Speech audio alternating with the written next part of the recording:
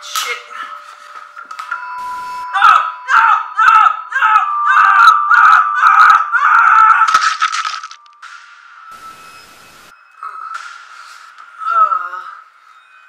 Oh, come on. What the hell? Oh, what the fuck is this? Come on! Oh my god!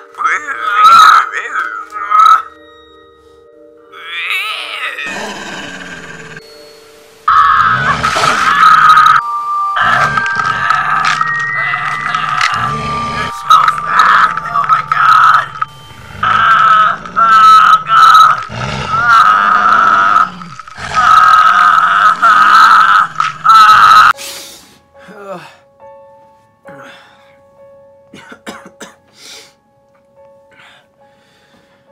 What the hell have I been taking?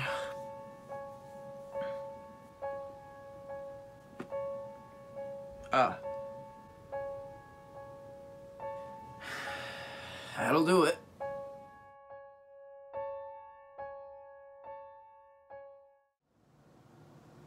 Happy Halloween, everyone. It's me, Gnome.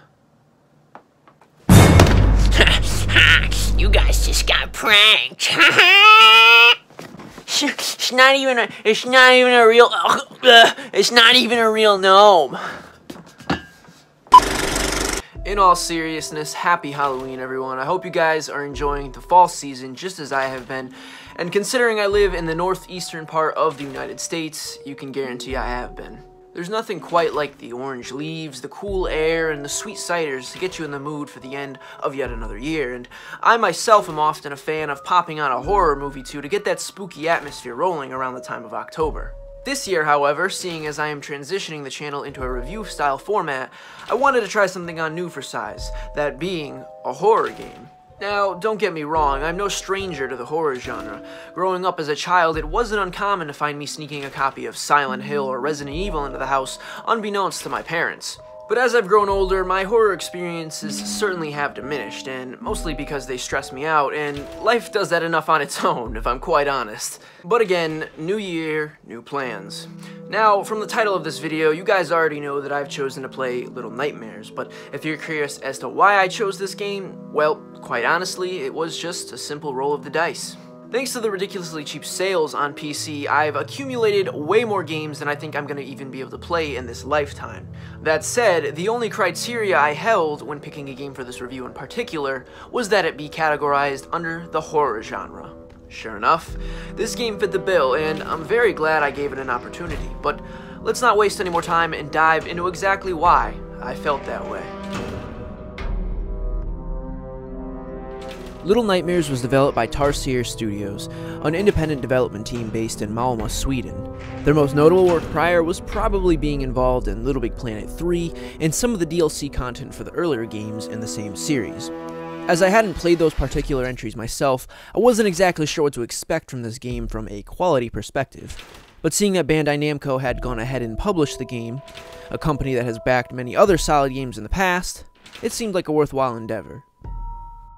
Our story begins in the place of a young girl referred to only as Six, who finds herself trapped aboard a massive vessel known as the Maw.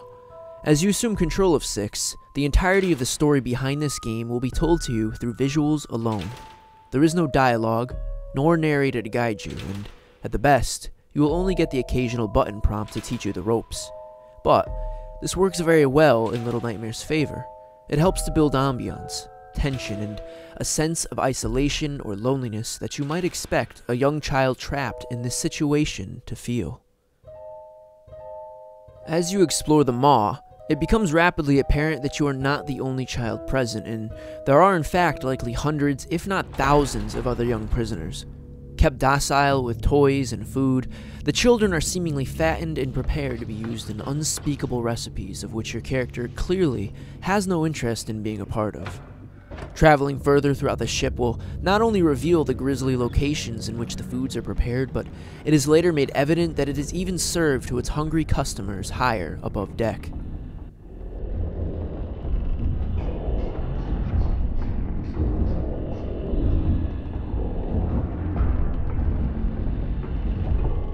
Your controls consist of some pretty straightforward platforming design and are tailored for the beautiful 2.5D environment that you will be spending all of your time in. Naturally, you can move around, jump, crouch, grab, and throw objects, and while it felt a little clunky for me on keyboard, switching over to my controller made me ease much more nicely into the experience.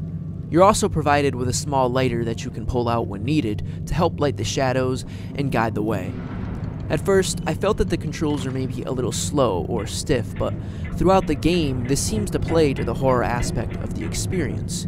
When being pursued by the evils that await you throughout the ship, it always seemed to be cut down to a heart-pounding close call, and I have to credit that partially to how the controls worked. I'm not sure the tension would have been as heavy had I been given the ability to move as quickly as other games tend to spoil us with today.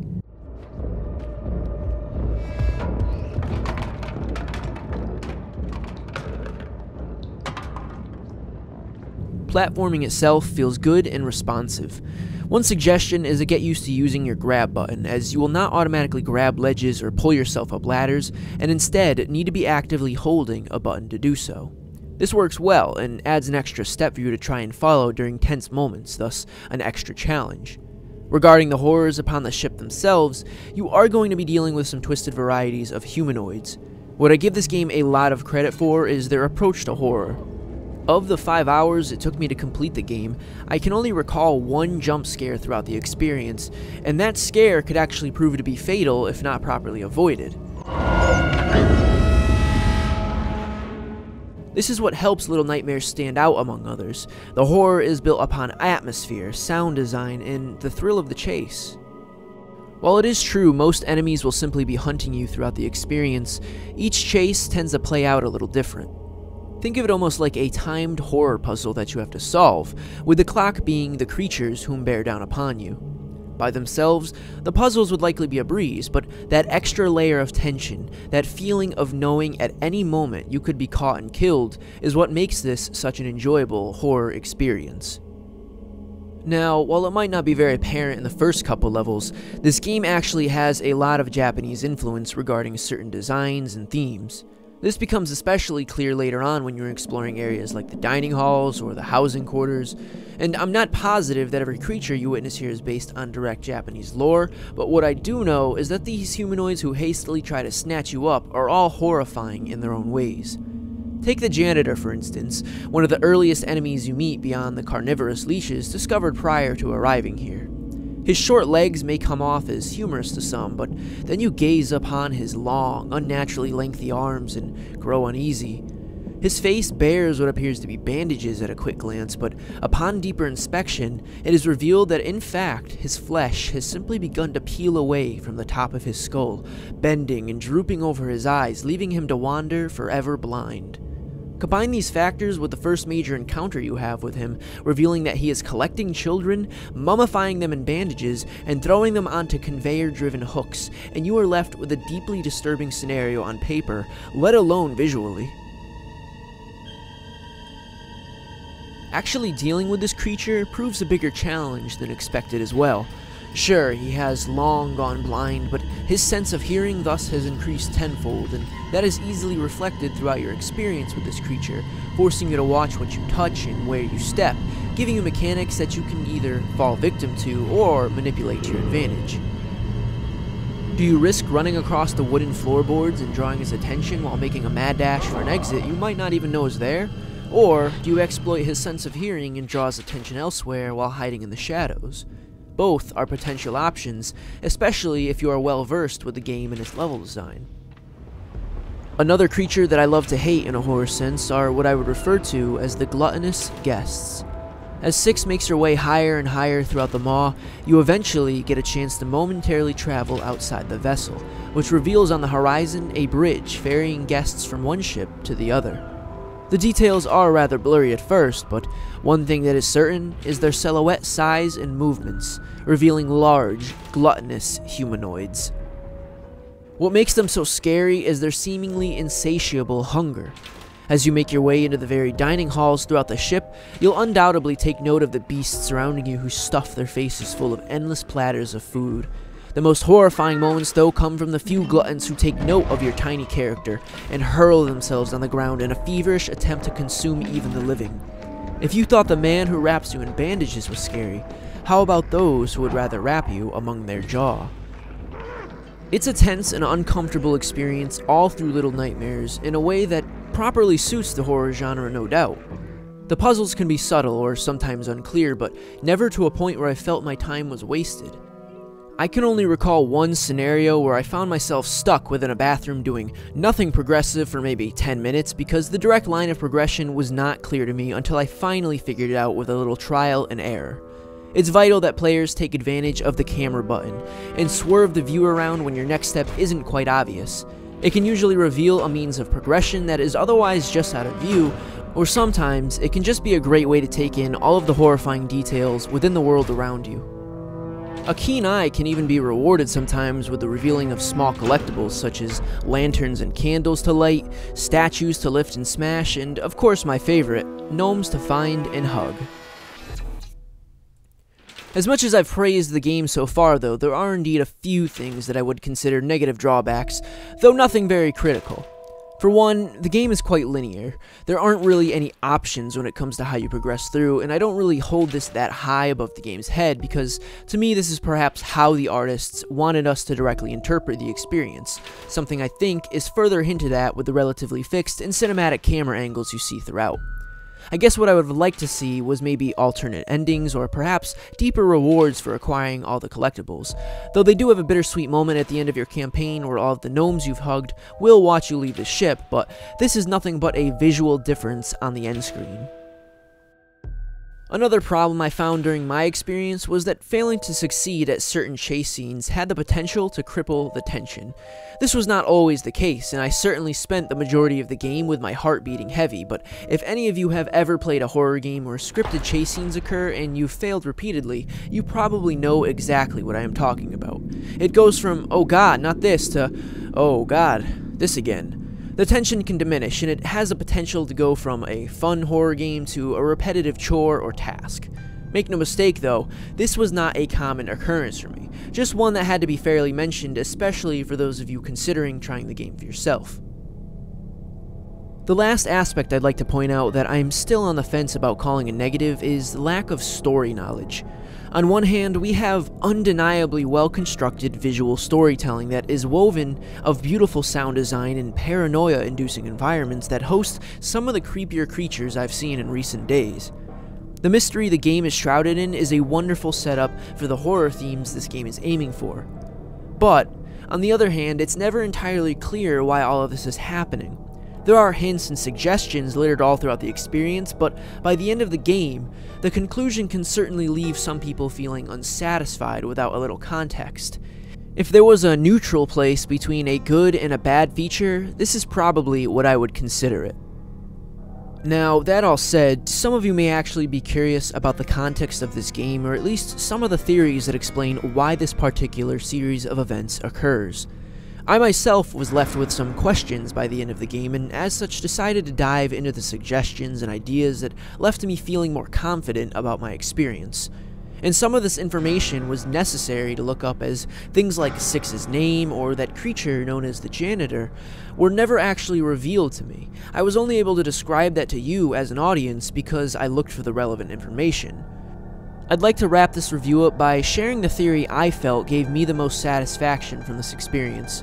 Use the timestamps to skip ahead to the scoring if you'd like, as I am going to be providing the most detailed spoilers here so that everything is explained appropriately. Let's begin then. Now, what's apparent are that children are brought to the maw, wrapped up, and sent off to be cooked for the gluttonous guests, but why exactly is this happening? Well, this is the theory that I like to go with. One character I have yet to mention is that of the lady, a masked figure who appears in traditional geisha fashion. She is technically seen for the first time in the dining hall, but only from a distance. It's not until the final chapter of the game where you as Six finally meet her head-on in the housing quarters of the maw.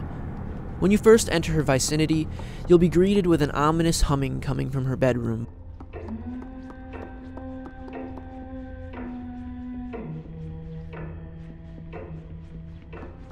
For now, it's the painting on the wall leading to her room that we will be focusing on. The two in particular are the top right and bottom right most paintings. Starting with the top right, we can see the lady standing in the center of the photo. Around her are 4 silhouettes that I like to believe are the 4 women who were in power prior to the lady, if not direct relatives themselves. Including both the silhouettes and the lady, there are a total of 5 figures, leaving me to believe the lady is actually named 5, which would play into the fact that your character is named 6. If you can't already see where I'm getting at, I'm suggesting that the lady, or 5, is actually the mother of your character, 6.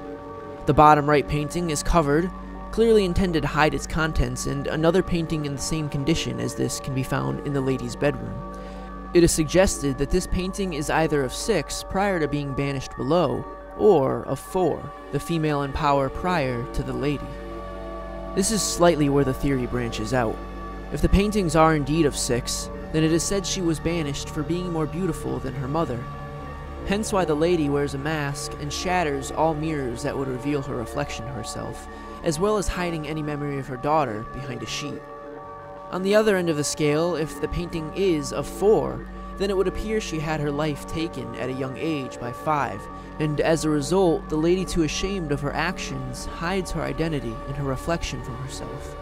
But this still begs the question, why the children? Why the gluttonous guests and the rotting janitor? What is their purpose?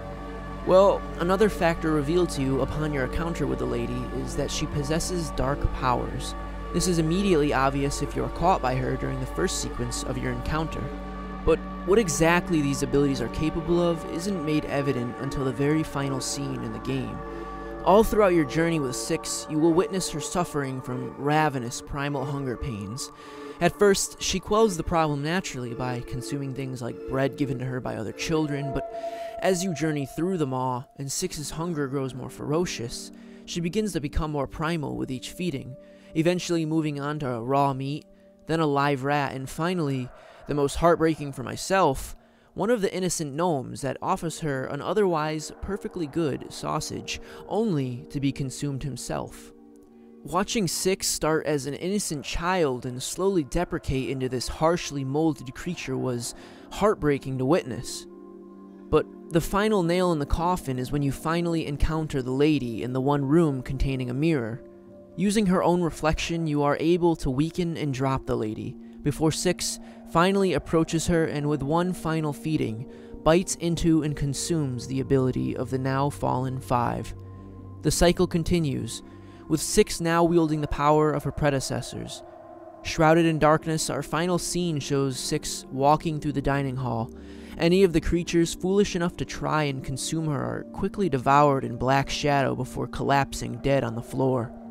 The last thing we witness is 6 opening a door on the maw and traveling up into the sunlight with her newly gained abilities. But again, what does it all mean, even if just in theory? Well, my final conclusion is that the maw has been in operation for at least 4 or 5 generations. Children are captured and taken from their homes, fattened up, and then cooked into meals for their gluttonous guests. In turn, the gluttonous guests devour platters of foods, growing themselves in size before finally being consumed by the lady herself through her dark abilities. Why exactly this is done is unclear. Some suggest that it is a means of sustaining her youth. Others would tell you that it is the only way to keep her dark abilities at full strength. Personally, I like to believe that 6 is the daughter of the lady, and after being cast out for being too beautiful, she traveled through the maw to get revenge on her mother, all the while being twisted and mentally broken by the horrifying experiences happening to and around her. The lady, meanwhile, continued the cycle of the maw, feeding and consuming her guests to maintain the youth and beauty she never felt was equal to her daughter's. And when her daughter finally did come, broken and twisted from the events that led her here, she showed no hesitation in taking the life that had banished away her own. Whether or not 6 would continue the chain of suffering is unclear, but an undeniable reality is that after all of the things that transpired, all of the things that got 6 where she was by the end of the experience, she had become the very thing the game had warned us about from the start. A little nightmare.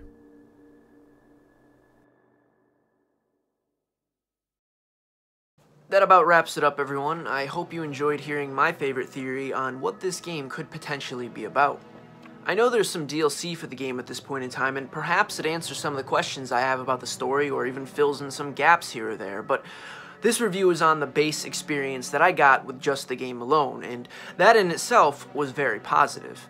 It doesn't rely on jump scares, and it's got a beautiful 2.5D environment, as well as atmosphere that will absolutely put you into the place of the child you play as. There's Japanese influence, the opponents are unsettling in the best way possible, and the game was short, but in a good way. It didn't overstay its welcome. The only issues I really had with this game was the relatively linear story, and just the fact that, like any horror game, if you are repetitively caught in a chase sequence, it can lose its tension. Otherwise, this game was wonderful, and it absolutely got me into that creepy horror mood suitable for Halloween. All things considered, I happily give this game a 9 out of 10. As I said, this game was a pleasure to play, and I hope it was a pleasure for you guys to watch and learn about. If you enjoyed this video, feel free to leave me a like down below, as it very much helps the channel, and if you'd like to leave some feedback, go ahead and do so in the form of a comment, or even just say hello. I'm always down to respond. If you'd like to see more content like this in the future, feel free to subscribe and turn on notifications so you can find out when more reviews like this go up in the future. Once again, thank you guys all very, very much for watching. Hopefully, I'll see you next time. Happy Halloween, everyone, and remember, stay safe, stay happy.